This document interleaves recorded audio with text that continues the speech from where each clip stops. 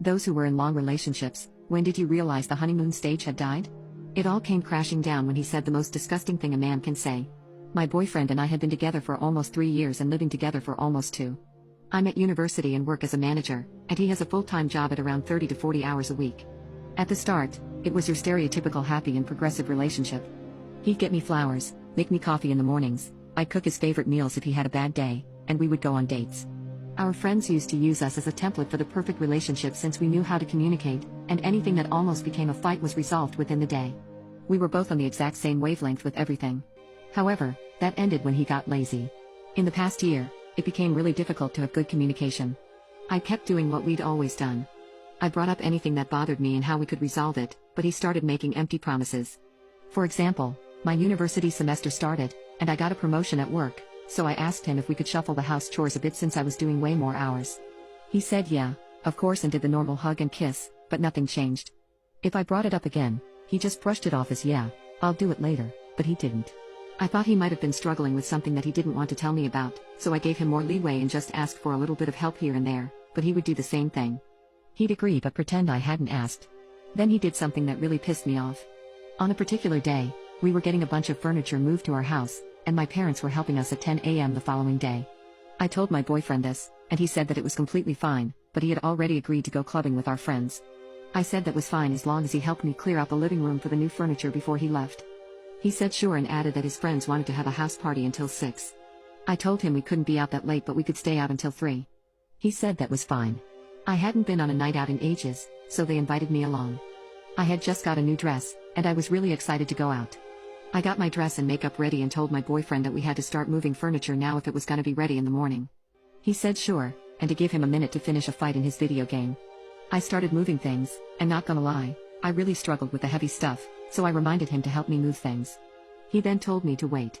2 hours went by with me struggling to lift the couches, when he jumped into the room, dressed up and ready to leave. He quickly tells me that he's ordered a taxi and is leaving soon. I asked him, what about moving the furniture? He just shrugged. I told him that I couldn't go out without moving this stuff first. He just brushed it off. Whatever. I reminded him to at least be back by 4 a.m. so that he wouldn't be super hungover while helping in the morning. Long story short, I had to stay home and move the furniture so we would have room in the morning. He still went out without me. I was done by about 1 a.m. When I woke up at about 7, he still wasn't home. When I called, he answered and told me he was still at the house party, but he'd be home soon. He got home exactly 10 minutes before my parents arrived. In short, he promised he would be home by 3, but came home at 10 a.m., made me stay home alone to sort the furniture, and when the furniture was finally in the house, he refused to help me move any of it again. This happened constantly. If he promised to make dinner, I end up making myself a sandwich at midnight because he didn't do it. If he promised to wash our clothes, he'd only wash clothes that he was going to wear the next day. He would promise to buy me flowers, but it's been almost a year since he has. I brought this up to him one night, saying that I didn't feel loved, and felt used since I do everything. He again had the conversation saying he knows he's made mistakes, and he'll do anything to help me feel loved. I asked one thing. Help me in the morning with chores. He promised. Guess what happened? I, of course, ended up doing all of them myself. This is when I started getting fed up with mothering him and forgiving him continuously. This was also the first time in 3 years I actually thought about leaving. However, I thought that I couldn't because I really did love him and his family. Then something happened 2 months later that changed all that. Soon after that day, I gave him an ultimatum. He needed to fix his problems or I'd leave. I sat him down and explained that he's treating me like his mother, not his partner. So, I'd set up a bed in my office and sleep in a different room until he proved he didn't need me to take care of him at a whim. He was super shocked that I'd hit him with this out of nowhere, ignoring that I've been asking for help for months. I had to drag one of the spare beds up the stairs and set up the room, all while he was sitting refusing to help me. Fine, nothing I'm not used to. I realized once the office was set up how happy it made me to have my own space without needing to fix all of his problems. He did not take that happiness well. I noticed him getting snarky and aggressive whenever he saw how much I was enjoying my holiday from catering to him. He was also just overall being weird but still not really doing his own stuff. He'd just leave mugs and plates to get moldy in his room or leave stuff everywhere in the living room.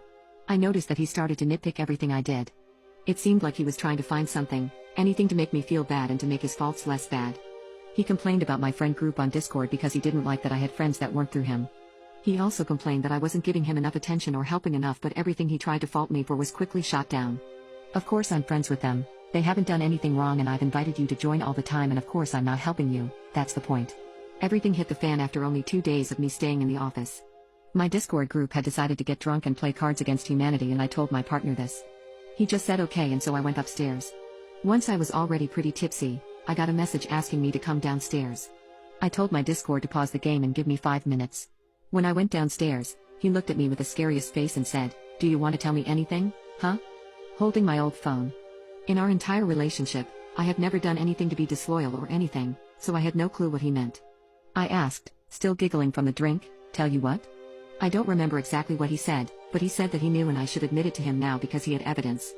I still had no clue, so I told him this, still stumbling a bit, and asked to see the evidence.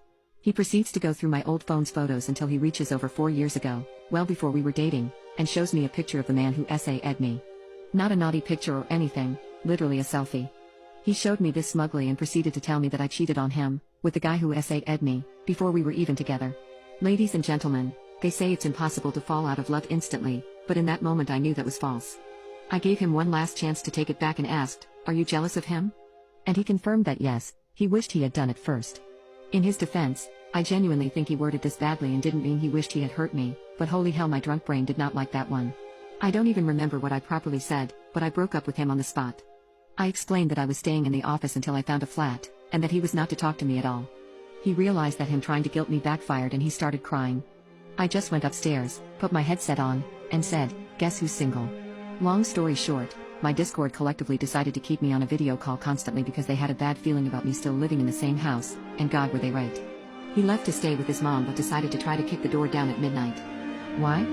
Everyone in the Discord was flirting with me, and this dude took my old phone and logged into everything to find more stuff to guilt me on.